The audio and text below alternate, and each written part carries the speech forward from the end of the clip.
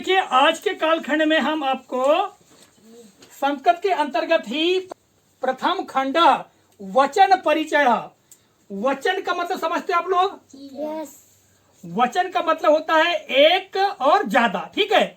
एक यानी एक वस्तु से किसी का बोध कराना है या किसी चीज की जानकारी एक से होती है, उसको कहते हैं एक वचन। क्या कहते हैं? एक वचन। एक वचन।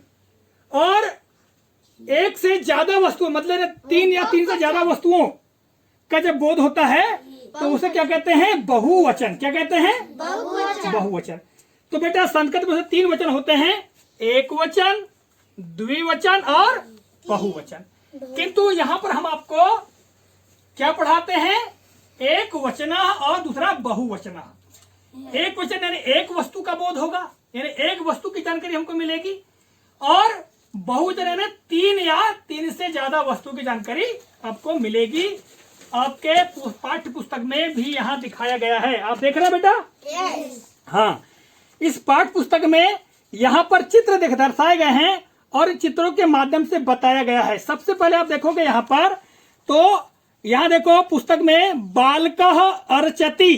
क्या है? बालकः अर्चिति। बालकः अर्चति। बालकः अर्चति। हाँ, और यहाँ दूसरे चित्र में देखोगे, यहाँ पर तीन बालक हैं, तीन से ज्यादा बालक हैं। वो क्या क्या लिखा हुआ है? बालकाः अर्चन्ति। बालकः अर्चन्ति। बालकाः अर्चन्ति। बालकः अर्चन्ति। अब इसका मतलब क्या हुआ? देखिए, बालकः का मतलब बालक, बालकः यानी बालक। बालक। आप बेटा यहाँ देखोगे, ये देखो बालकः लिखा हुआ, ये उदाहरण के लिए है ना। ये बालका में ये क्या लगे हैं? दो बिंदु लगे हुए कि नहीं लगे? इन बिंदुओं को कहते हैं विसर्ग। क्या कहते हैं? विसर्ग। विसर्ग। और जब ये किसी शब्द के अंत में लगते हैं तो उसका उच्चारण अह होता है। अंत में क्या होता है? अह। तो जैसे बालक के आगे क के आगे लगा है तो क्या हो जाएगा? बालकः। क्या हो जाएगा? बालकः। और इसी के आगे देखो, यहाँ मूसक लिखा हुआ, मूसका लिखा हुआ है, और मूसका के आगे विसर्ग लगे हुए हैं, इसे क्या हो जाएगा? मूसकाः। मतलब अह उच्चारण होता है, ठीक है बेटा? तो यहाँ पर बालकः का मतलब होगा बालक। क्या होगा? बालक। और देखो यहाँ पर बालकाः लिखा हुआ है, बालकाः। ये बालकाः अर्चन्ति। तो बालकाः का मतलब क्या हो जाएगा? तीन या तीन से ज्यादा बालक। अब दूसरा शब्द है अर्चन्ति। क्या है? अर्चन्ति। अर्चन्ति। आप देख रहे हैं यहाँ पर अर्चन्ति का मतलब होता है प्रार्थना करना हाथ जोड़कर। जब हम हाथ जोड़कर प्रार्थना करते नहीं करते? अभी हमने पिछले कालखंड में आपको ये श्लोक बताए थे और इसमें हमने आपको समझाया था कि भगवान की जब हम पूजा करते हैं तो हाथ जोड़कर करते हैं, उनकी अर्चना करते हैं। क्या करते हैं? अर्चना। पूजा को ही अर्चना कहा जाता है। तो यहाँ पर उदाहरण दिया गया है, बालकः अर्चति। बालकः अर्चति। बालकः अर्चति। बालकः अर्चति। और उसका बहुवचन रूप यहाँ बनाया गया है, देखो, बालकाः अर्चन्ति। बालकः अर्चन्ति। बालकाः अर्चन्ति। बालकः अर्चन्ति। तो देखो बेटा, बालकः अर्चति मतलब एक बालक पूजा करता है, प्रार्थना करता है। क्या हो जाएगा? एक बालक प्रार्थना करता है। हम ऐसा लिखेंगे, एक बालक प्रार्थना करता है। ठीक है, तो यहाँ पर हम एक ना लगाकर सीधे क्या बोल सकते हैं? बालक प्रार्थना करता है या बालक पूजा करता है। ठीक है, बालक पूजा करता है या प्रार्थना करता है, ये हो जाएगा। तो यहाँ पर बालका मतलब एक बालक और अर्चति मतलब पूजा करता है, प्रार्थना करता है। फिर आता है बालका। बालका यानी तीन या तीन से बालक, है ना? तो यहाँ पर इसका अनुवाद क्या हो जाएगा बेटा? बालका अर्चन्ति मतलब बालक गण। क्या हो जाएगा? बालक गण अर्चना करते हैं, पूजा करते हैं। क्या आ जाएगा यहाँ पर? बालक गण अर्चना या पूजा करते हैं। अर्चना, इसी को हम क्या कहेंगे? पूजा। क्या कहेंगे? पूजा करते हैं। ठीक है बेटा? तो देखिएगा यहाँ पर ये अर्चन्ति ये क्रिया है और ये क्रिया का बहुवचन रूप है अर्चन्ति, और यहाँ पर है अर्चति।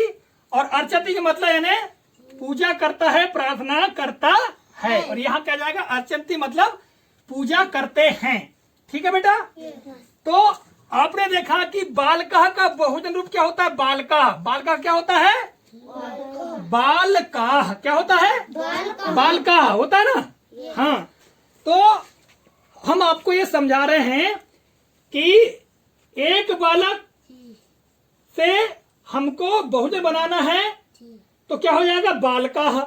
यहाँ देखो, ये देखो यहाँ पर, यहाँ लिखा है बालकः। क्या लिखा हुआ है? बालकः बालकः। बालकः बालकः। बालकः। ठीक है, यानी एक बालक। अब आपको क्या करना है? यहाँ से ढूंढना है कहाँ लिखा हुआ है इसका बहुवचन रूप। ये देखो, इसके आगे मुस्काह लिखा हुआ है, अस्वाह लिखा है, बालकाः लिखा है, सुकाः। तो कौन सा होगा इसका बहुवचन रूप? बालकः। इसका बहुवचन रूप कहाँ है? कहाँ है? आ जाओ अस्मी, कहाँ लिखा बेटा? इसका बहुवचन रूप हमको जोड़ी मिलान करना है। आ जाओ बताओ। बहुत बढ़िया। तो ये देखो, इससे मिलान कर देंगे हम इसका, तो ये बालकः का बहुवचन रूप क्या हो जाएगा? बालकाः। क्या हो जाएगा? बहुत बढ़िया बेटा, बैठ जाओ। इसके बाद देखिए दूसरा शब्द है मूसकाः। क्या है? और मूसकाः यानी क्या होता है मालूम है? नहीं मालूम? चूहा। मूसकाः यानी चूहा। चूहा देखियो सब लोगों ने। हाँ, तो यहाँ पर मूसका मतलब एक चूहा। इसका बहुवचन रूप यहाँ पर है, कहाँ है बताओ? नीचे ऊपर। और इसका उसका बहुवचन रूप कहाँ है? ऊपर है। तो क्या लिखा हुआ है जरा पढ़ के बताओ। मूसकाः। क्या लिखा है? मूसकाः। मूसकाः। तो देखो हम इसका मिलान यहाँ से कर लेंगे बेटा। ये हो गया मूसकाः। तीसरा, ये तीसरा देखो क्या लिखा हुआ है? सुकाः। क्या लिखा हुआ है? सुकाः। सुक यानी क्या होता है मालूम है? नहीं मालूम? सुक यानी होता है तोता। सब लोग देखे हो? किस किस के घर में तोता है? किसी घर नहीं है, पर कुछ लोगों के घर तोते होते हैं ना। तो उस तोते को संस्कृत में कहते हैं सुक। क्या कहते हैं? सुक।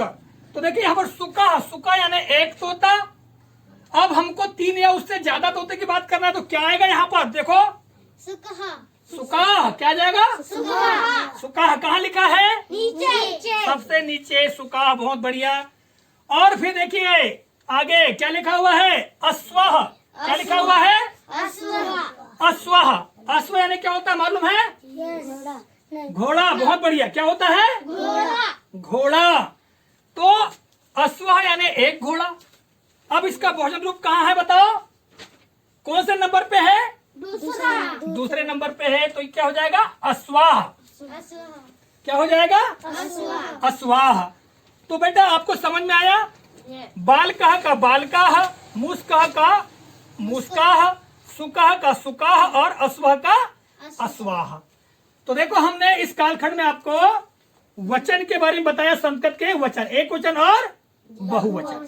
संस्कृत में 3 वचन होते हैं, ठीक है? एक वचन, द्विवचन और बहुवचन। किंतु इसमें इस कालखंड में हमने आपको 2 वचन बताए हैं, एक वचन और बहुवचन।